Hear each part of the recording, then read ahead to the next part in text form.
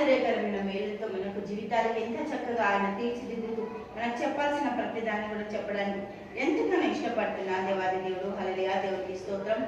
యాకోబు రాసిన పత్రిక 3వ అధ్యాయం 16, 17 వచనాలు చూద్దాం. హల్లెలూయా.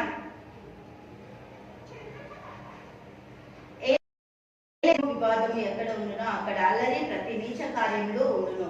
ఇవి ఎవరి వల్ల కలుగుతున్నాయి? దేవునికి మహిమ కలుగును గాక. ఈ లోకపరమైన లోకంలో ఉంటున్న వాళ్ళని చేస్తున్న దుష్టక్రియలు, దురాత్మ క్రియలు. అయితే పైనుండి వచ్చు జ్ఞానము మొట్టమొదట దేవునిది అయితే ఏ విధంగా ఉంటుందట? పవిత్రమైనది, తరువాత సమాధానకరమైనది, మృదువైనది, సులభముగా లోబడినది, కనికరముతోను మంచి పక్షపాతమైనను వేషధారణైనను లేనిదినై ఉన్నది. నీతి ఫలము సమాధానము చేయి వారికి సమాధానమందు విత్తబడును. దేవుడికి మహిమ కలుగును గాక. దేవుడు సమాధాన పరచు వారిని ఏమంటున్నాడో మత్తయి దేవునికి మహిమ కలుగును గాక. 9వ వచనం చూద్దాం. మత్తయి సువార్త 5వ అధ్యాయము 9వ వచనం. సమాధాన పరచువారు ధన్యులు, వారు దేవుని కుమారులు అనబడుదురు. దేవుని కుమారులు అయితేనే సమాధాన పరచబడతారంట. లేకపోతే గొడవలు, అల్లర్లు, చీకట్లు, దుష్టులు, దుర్మార్గులు, భయంకరమైన పరిస్థితి, సమాధాన స్థితి అనేది మొట్టమొదట మన ఇంట్లోనే ఆరంభం అవ్వాలి. మన ఇంట్లో సమాధానం ఉండాలి. గొడవలు పెడుతున్న ప్రతి చీకట్లని పారదొలడానికి దేవుని శక్తిని ఆశ్రయించాలి. దేవుడు అంటాడు, సర్వాంగ కవచాన్ని ధరించుకొని. అపవాది పెడుతున్న తంత్రాలు మీరు ఎదుగుతారు కదా, అపవాది తీసుకొని వస్తున్న గొడవలు మీకు తెలుసు కదా. అందుకే మీరు ఏం చేయాలి? సర్వాంగ కవచాన్ని ధరించుకోవాలి. అందుకే మీరు ఎటువంటి వారై ఉండాలి? సమాధాన పరచువారై ఉండాలి. దేవుని నీతికి హల్లెలూయా, దేవుని నీతి ఎంత చక్కదో ఆ సమాధాన స్థితితో మనము నెరవేర్చాలి. దేవునికి సిరికిని దాసులుగా మనము ఉండనేరము అని హల్లెలూయా యాకోబు భక్తుడు ఎంత చక్కగా నేర్పిస్తుందో అంతే చక్కగా హల్లెలూయా దేవునికి స్తోత్రం మత్తయి సువార్తలో కూడా మనకు వివరిస్తుండు. యాకోబు రాసిన పత్రిక 4వ అధ్యాయం 4వ వచనం చూద్దాం. వ్యభిచారులారా, ఈ లోక స్నేహము దేవునితో వైరమైనది.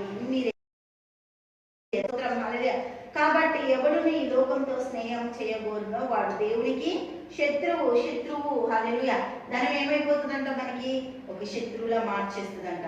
ఏదున్నా భయంకరమైన పరిస్థితులు కదా, మహిమగలుగంగా కాగలే భయంకరమైన పరిస్థితుల్లో మనము ఉండడానికి దేవుడు ఎంత చక్కటి మాటలు మన కోసము వివరిస్తున్నాడు.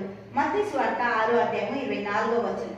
ఎవడును ఇద్దరు యజమానులకు దాసుగా ఉండనేరడు.